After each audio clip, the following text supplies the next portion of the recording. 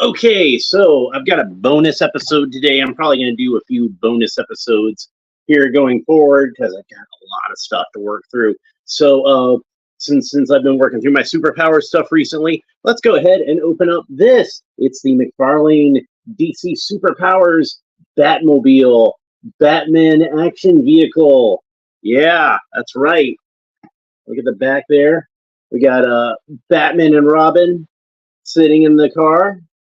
Got a Bat-ring ram feature, and says seats two figures, battering ram, hidden rocket boosters. So yeah, should be pretty cool. There's the top of the box with a photograph of the Batmobile. That's what the bottom looks like, pretty plain. Here's either side. They both look the same to me. You can see Batman sitting in the Batmobile in the photograph. Can't see Robin. I don't think he's in that picture, but it does show both Batman and Robin sitting in the Batmobile there. And also, I have special treat, the vintage 1980s Batmobile from Kenner, so we can compare the two of those, and let's see if McFarlane's can compete with this bad boy. Which I'm going to tell you right now, this is probably my favorite Batmobile figure, my favorite Batmobile toy that's ever been made to hold action figures. It's not my favorite Batmobile toy overall, but as far as ones that you can put action figures in, this is my absolute favorite. You know, like, I really love the 1966 Batmobile, and there's been some good versions of that for figures to sit in. Hell, the original Mego Batmobile was based on the 1966 Batmobile. And it's got its own action features. First of all, it's got these headlights that pop up and down. So that was a feature that we saw a lot on cars, sports cars in the 80s, would be the headlights that pop up. So that obviously is something they wanted to fit into the Batmobile. So headlights are on the hood, which is an odd place for headlights, but what are you going to do? He's Batman. He'll put his headlights wherever he wants to. And plus, I think they just thought it was a cool idea to have the eyes be the headlights. So, and then of course the 80s Batmobile has its own Bat-ring ram, and of course it's got the capture claw in the back, which mine seems to be kind of jammed up. It was working at one point. Oh no, where are you jamming up now? I promise it used to work. Anyway, the last time I tried it, it worked. It's probably just kind of stiff from not having been used in a while. Let's try it one more time. Well, anyway, it's supposed to, you know, pop the capture claw out the back and capture the Joker or whoever. I think it would fit around the Penguin, but I think probably most kids would have had him catch the Joker. He's a little bit skinnier. Now, this used to have a little plastic bit in here where when you would roll the wheels, it would make a motor sound, like a bicycle card or a baseball card stuck in the spokes of a bicycle. But unfortunately, it doesn't work anymore. That piece fell off. Man, I'm really disappointed this thing's stuck like this. I'm gonna have to see what I can do about loosening it up some, because it's probably just something got stuck in there or something. Because the spring still works. It's trying to spring it out, but it's just kind of getting hung up on something. And then I can pull it loose. Who knows? Maybe it's the plastic piece from the wheel that fell up in there somehow, and that's what's jamming it up. Wouldn't that be funny? But anyway, we'll compare these two in a little bit. So let's go ahead and open them up. Where's my X-Acto knife? I know I had it around here somewhere. Man, I ought to just like make this a show about me looking for my X-Acto knife and just opening up action figures as a bonus. So we'll cut a little piece of tape at the top here, and there we go. Opens right up, and the Batmobile is, oops, it's a little piece of random cardboard there. I was not expecting that. The Batmobile has a plastic bubble in the front, and then just rolls right out. And there's another plastic piece in the back, and that's really the only inserts they have to protect this thing in the box. And Seems like there should be. Are there fins on this? Where are my fins?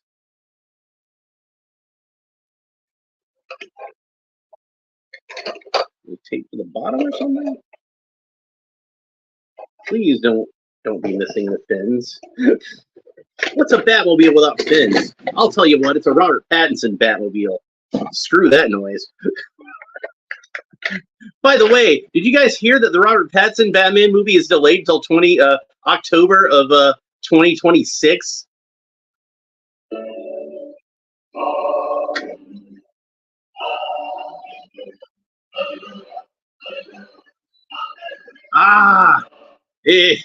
It's been a great day to be a Batman fan. I tell you what. Yesterday, I was building my Lego Batmobile and watching the 1989 Batman movie and relishing in the fact that the Robert Pattinson Batman movie had been pushed back to 2026, October 2026. It's almost 4 years after the first one was released, isn't it? What is it? Yeah, 4 years after the first Robert Pattinson Batman movie was released. They must have a lot of faith in that franchise, huh? 4 years waiting in between. You know, by then James Gunn will probably have that Brave and the Bold movie up and in production, so they might just cancel the whole thing. Oh, God willing, I would be so happy. All right, that's enough of that. You guys didn't come here for that. You came here to see me put together this Batmobile, so I'm going to do that real quick.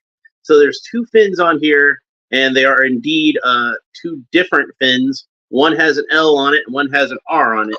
And I'm presuming what's left and what's right on this vehicle? Is it left and right facing this way or left and right facing this way?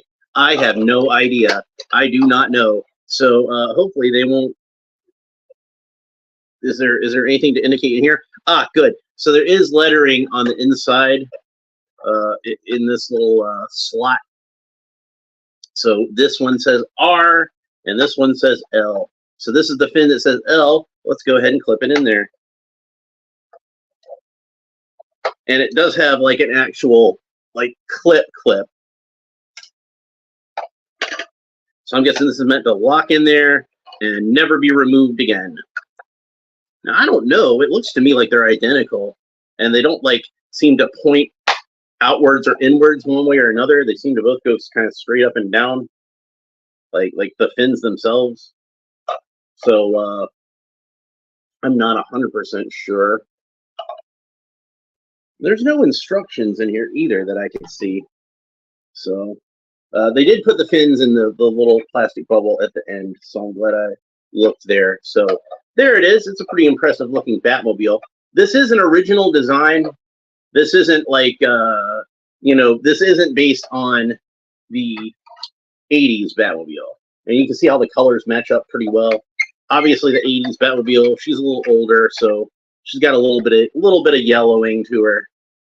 But when it was brand new, it would have been about this color. And you can see it still matches up pretty well today.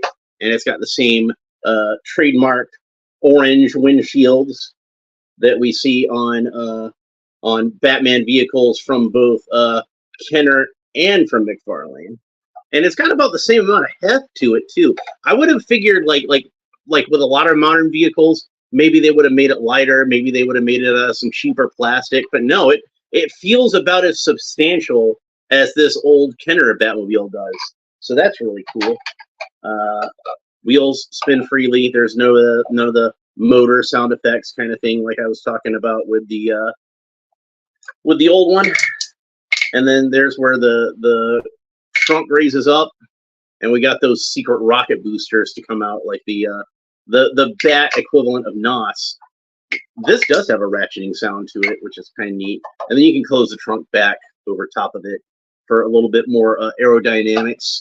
And look, even the shape of the motors, it's got like a subtle bat shape to the top there. That's pretty funny. It's got the same kind of oblong sort of thrusters like the vintage 80s Batmobile had to it. Not the traditional jet engine in the back that the 1966 Batmobile would have had, but still pretty close. And then this one's got the extra rocket boosters in there, so it's just like like all kinds of thrusting power back there. That's what she said.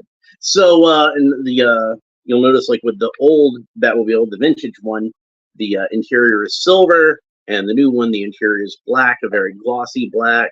It's got a sticker in the console, much like the vintage one had. Sticker in the console to represent some controls. Does not have the gear shift, which that's what controls the battering ram in the vintage one. And then of course this button here at the back is supposed to control the whatchamacallit, the capture claw, if it was actually working. But this one like it's a much more simple mechanism. You just kind of flip open the trunk and there pop out those boosters.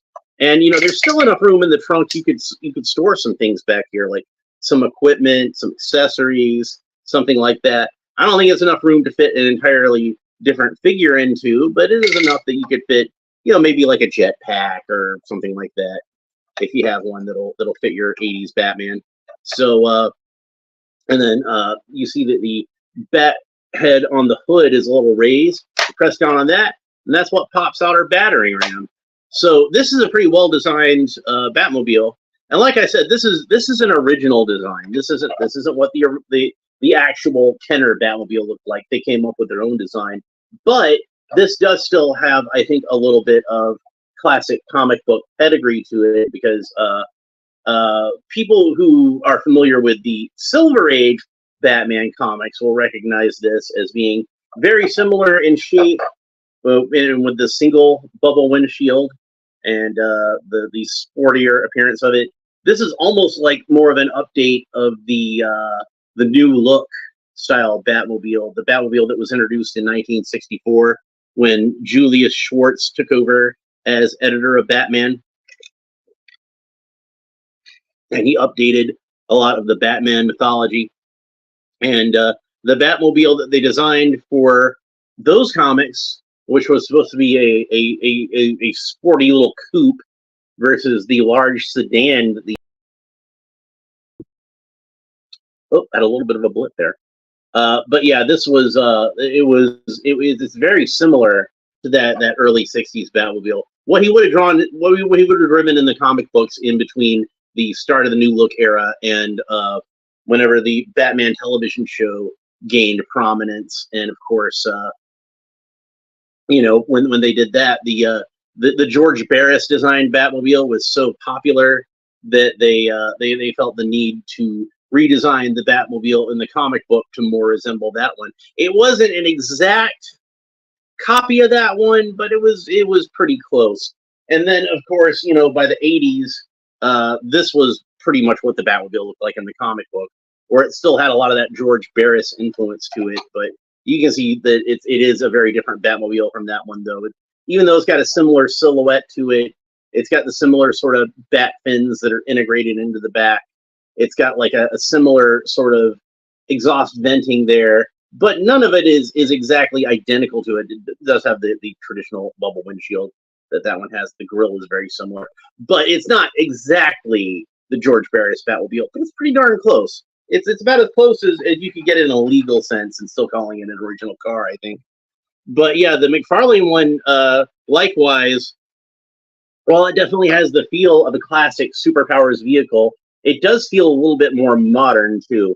And I like having it as a new Batmobile for Batman tool around in. You know, I figure he's got like you see oftentimes in the comics, like this huge garage with all sorts of Batmobiles in it, and he can pick whichever one he feels like driving that night. But yeah, this to me will represent that early 1960s Batmobile, so I think that's pretty cool. Anyway, let's go ahead and put the figures inside of it and see what it looks like with some figures inside of it. So I have Bronze Age of it. Let's go ahead and bend his legs up, and we can set him in there. Now, a lot of times with the vintage Batmobile, I'll see where kids would have the cape kind of splayed up there, because that's how they draw it in the comics a lot of times, with the cape trailing out behind him as he drives this convertible down the road. But you know, it really makes more sense for him to just have the cape in there with him. And plus the back of the seat here, because of the trunk, it's a bit higher than the superpowers one, I think. Well, it's probably about the same as the windshield, I guess. the rear windshield. We'll go ahead and put Robin in there with him too, since we do have 2 seats in this Batmobile. One of the things that really irritates me about a lot of Batmobile toys made for action figures to sit in, at least in the post Dark Knight collection era, is they only put 1 seat in the car. And even if they've got plenty of room to fit another seat in the car, like the new Batman Adventures Batmobile, it is just as much room in the cockpit here, but it put the seat like directly in the middle and just had like a bunch of empty space on either side of them with these huge consoles that just were blank. And I'm like, why would you do that? Why not give an extra seat for Robin or Nightwing or whoever to sit in there with him? Batgirl, you know, if you guys would actually make a Batgirl figure. they eventually did make a Batgirl figure, but yeah, whatever. But yeah, Batman and Robin sit in there just fine. You can see that it's got the bat-shaped steering wheel. That's pretty cool. So yeah, if you can't get the vintage Batmobile, I think this is still a pretty good Batmobile to fit into this collection. I do miss the double bubble windshield, but like I said, at least having the single bubble kind of reminds me of that early Silver Age Batmobile. So I really like that. So it definitely will have its place in my collection. I'm pretty happy to have it. Do I like it better than the classic one? No, I would not say I like it better than the classic one. Here you can see a difference in the size here. Also, the underside of this one is blue, and the other side of this one is black, so there's another difference. But it does have enough stuff on it that I think is cool and unique enough that I'm glad to have this as part of my collection as well. So I would recommend picking it up if you get a chance. You can see that I got mine on a clearance price for $16, and it might be on clearance at your local Walmart. And if not, keep an eye on Amazon, because sometimes they'll have good deals on stuff. But that's pretty much it for the Batmobile. I'll be back tomorrow with another video about something. Probably be back tomorrow with another video about something. But in the meantime, if you want to make sure you catch that, make sure that you like and subscribe. All the fun YouTube stuff down below. Leave a comment. Let me know what you think about this Batmobile and the Batmobile in general. George Barris called it the most famous car in the world, specifically his version of the Batmobile, obviously. But yeah, it's which is your favorite version of the Batmobile? Like you can pick from the live action or from the comics. Personally, like as far as live action Batmobiles go, I like the 1966 Batmobile and the 1989 Batmobile about equally. I can't really choose between those two. Those are both really cool cars. I liked the Tumbler. I liked Ben Affleck's Batmobile. I thought that one was pretty decent. I have a soft spot for the Batman Forever Batmobile, that kind of exoskeletal looking car. I thought that one was pretty cool. Didn't really care for the Batman and Robin one because oddly enough, considering what I do with this channel, it looked too much to me like a toy. Like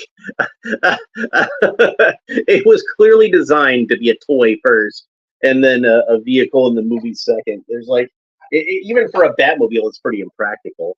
And then the Robert Pattinson Batmobile is just kind of the opposite of that. It's just Dominic Toretto's Dodge Charger. So like most of the stuff in that movie. So 2026. Let's see if it even gets made at this point. Anyway, that's pretty much it for this episode. We will talk to you next time. Bye.